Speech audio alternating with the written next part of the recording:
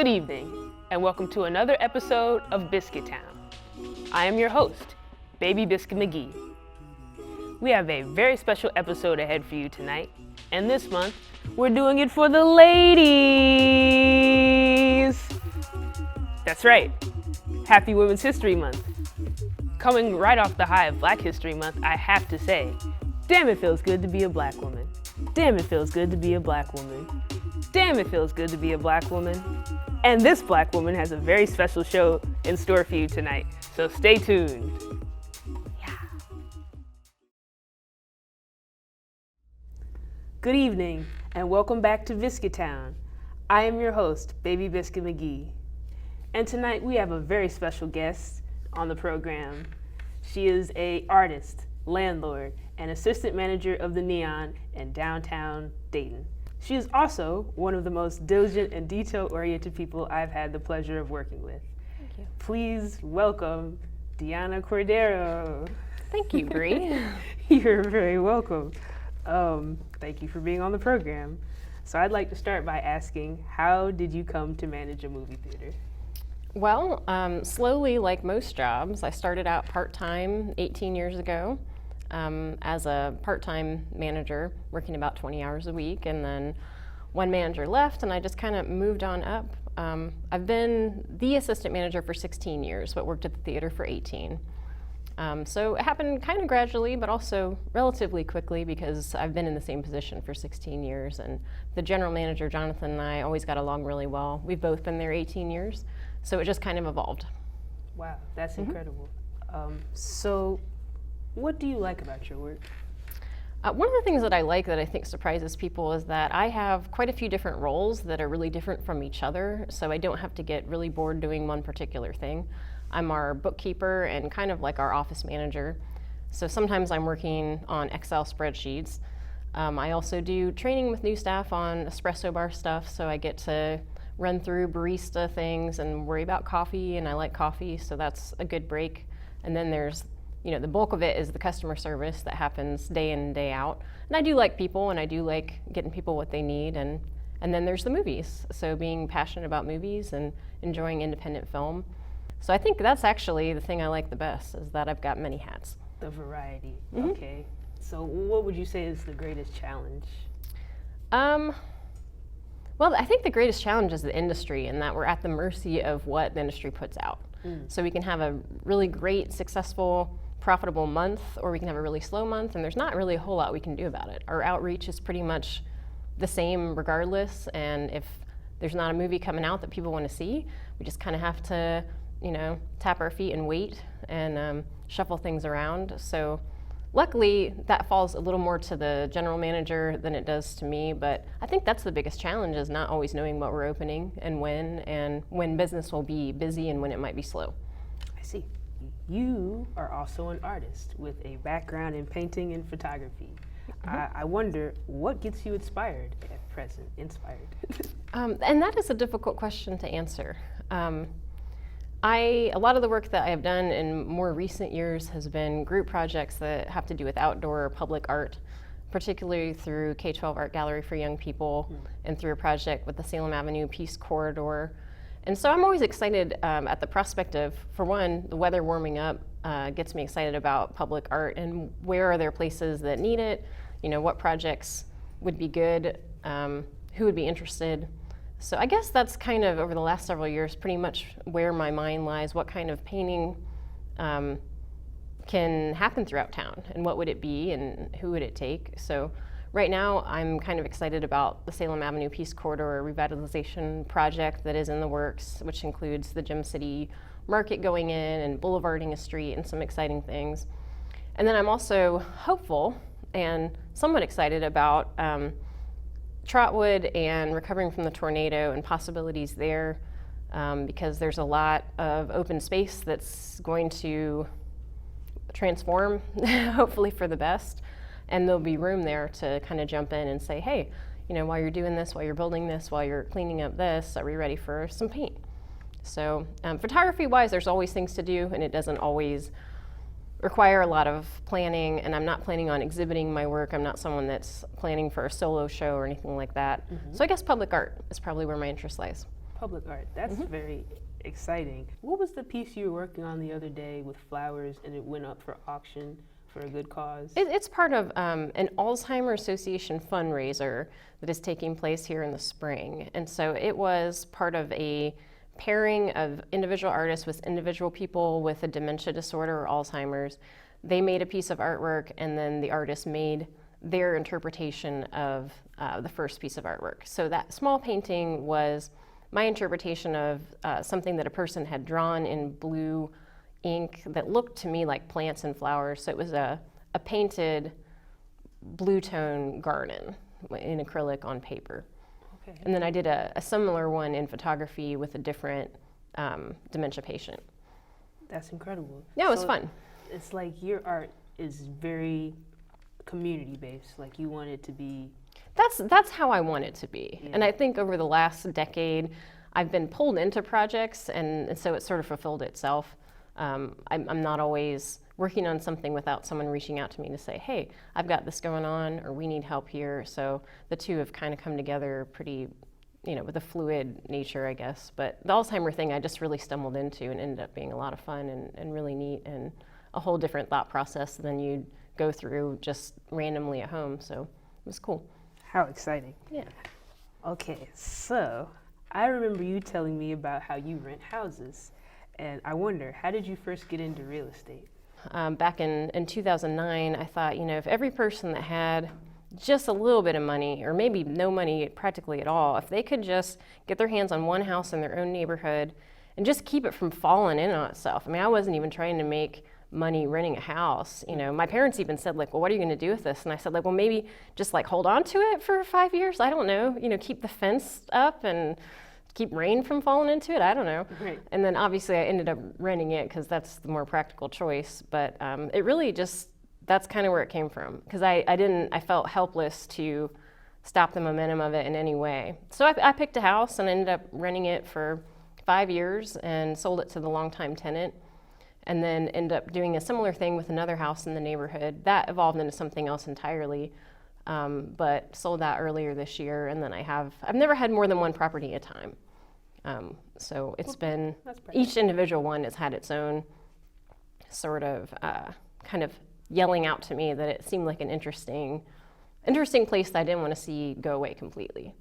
And I started a photo series actually that I never finished back in 2012, where I was documenting different houses that went untouched and watching all of their straight lines kind of bend and start to turn. Mm-hmm. And many of them have been demolished since then. So, I mean, there really is a direct correlation to being untouched and, just going away. True. We'll be right back. This is Biscuit Town.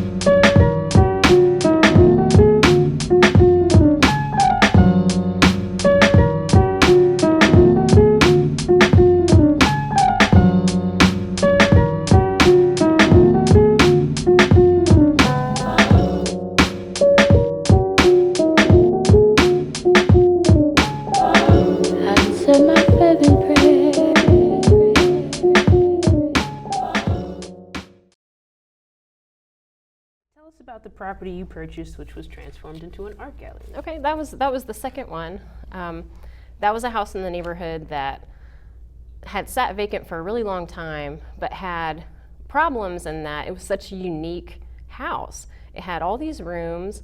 It had this front room that looked just like an art gallery. It had, it basically, I didn't think was well suited to be a single family home or even a multifamily home. It looked like it needed to be an art gallery and art studios. So that's what I set out to do. And one of my good friends who is an artist, and his wife came on board almost right away and really tackled turning the front of the house into a very formal, very professional art gallery. And they've been curating that ever since. So it's actually the gallery itself, which is the Blue House Gallery, is entering its 7th year of exhibitions, I guess. I think there's been maybe it's the 6th year, but it's been pretty much straight through. I mean, they had the first exhibit within 5 months of my purchasing the house. So I managed the needs of the house itself and helped flesh out studio spaces within the house, and they curated all the gallery stuff. They created an artist in residency program. Eventually, they created a legal name of the Blue House Arts and took it on as a nonprofit, and now they are the current owner-operators of the house. Wow. So, what advice would you have for women who want to earn money renting property? I would say, manage your expectations in terms of your renters. Know that it's a risk if you rent to people that you know, but it doesn't necessarily mean that it can't work out. People run into problems in their lives. If your goal is for someone to never be late on their rent, or you're going to hate them forever, then you're going to be frustrated straight through. You might as well not take it on. But just, try not to overextend yourself financially. Pick something that's viable and just kind of think of it on a 5-year schedule. Don't think about flipping it and trying to make money back right away. Don't think about having rental income for the whole rest of your life. Just take it basically 1 year at a time and aim for 5 years right up front. Okay. So you owned your own home before you started renting property, right? That's right. Okay. Which was right when houses were right when there was a lot of foreclosures, and I bought my house from a bank, and I was fearful at the time, even though it was in really great shape. But over time I realized, okay, there's only so many things that can really go wrong with a house. Being vacant doesn't really say that much about the situation. You just kind of have to take each house as it comes. And so yes, I was already a homeowner at the time. Cool. That's what I aspire. It's like, that's what I'm saving up for. It's very reasonable. It's really reasonable. I would encourage anyone to think about, like I said, look realistically at where you are financially. Don't expect that you're gonna get some huge promotion and start making 3 times what you're making. Plan for where you are, and you'll be fine. You'll be fine. Solid investment. Yeah. Okay, cool. Yeah. Well, this last question is a bit of a wild card, but how do you feel about the internet? The world certainly has changed quite a bit, and the internet is a really great resource, but I think that it creates a world that's not really for purists. Like in the arts, there was the Renaissance where people had to go back to, they were painting by candlelight, and you just had to have a different level of patience and a different level of attention span, and you had the time to really get down to the basics of any particular craft. There were no steps you could skip. If you wanted to learn about photography, you had to be in the darkroom long enough to get it right. You weren't going to pop it into Photoshop and change stuff after the fact. You film and video too. I mean, yes, you might get your film color corrected, by a professional and get a professional sound mix, but the plan from the outset was never to wing it and have modern technology pick up the slack. And so the internet's in a way kind of an extension of that, with a big social media research kind of bubble around it. And I probably don't maximize it at all. I've never used Facebook, I've never used social media, not on principle, but just because I like to be a little bit off the radar. People that know me know how to find me. I'm not interested in making sort of mysterious friends out of convenience. So, I think it's an invaluable tool. It also makes our entire infrastructure kind of vulnerable because, we're pretty dependent on it, but that's just life. Every generation of people felt like the up and coming technology was dangerous or too confusing or not meant for them. Going back to probably the typewriter, I can't believe we're not writing on papyrus anymore. This is a travesty. So I'm realistic about it, but I like being able to take a page of something and move it up to my face and back, and so I use it, but I don't maximize it. And I think there's, there's always good and bad information out there for a person to seek out, but I think people are really making themselves feel more lonely and isolated than they need to be by expecting, a universe of 8 billion people to maybe empathize with their feelings and be there for them. When really people need to think about their local community, think about their family, think about people they know, and try to rely on support from real people instead of artificial social extensions of strangers or robots. I mean, half the people you're communicating with could be a program or something. I'm not trying to sound sci-fi or paranoid, but just people are remarkably lonely for living in an age where you've got so much social media and so much outreach, which is really a shame. Wow.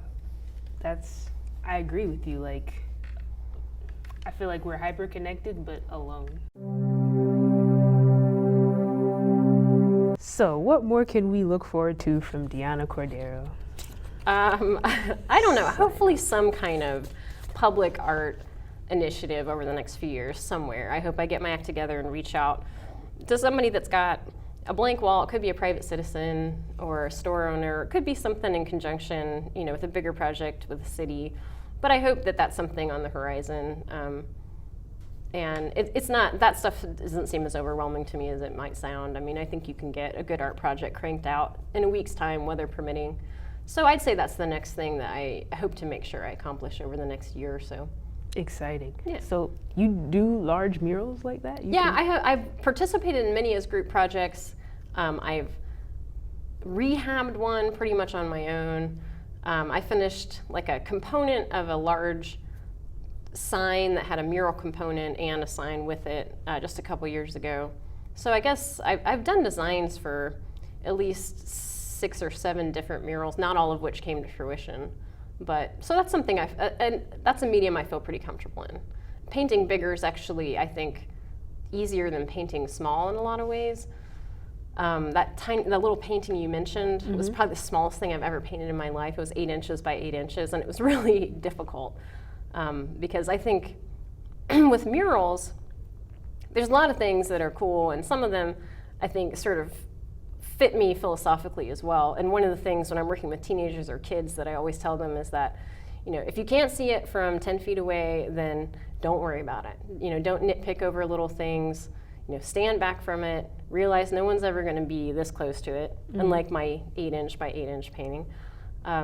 So it's a different way of looking at art. Literally, you have to step back from it, keep the weather in mind, keep your time frame in mind, and just keep plugging away. So I don't know, that suits me. I like that.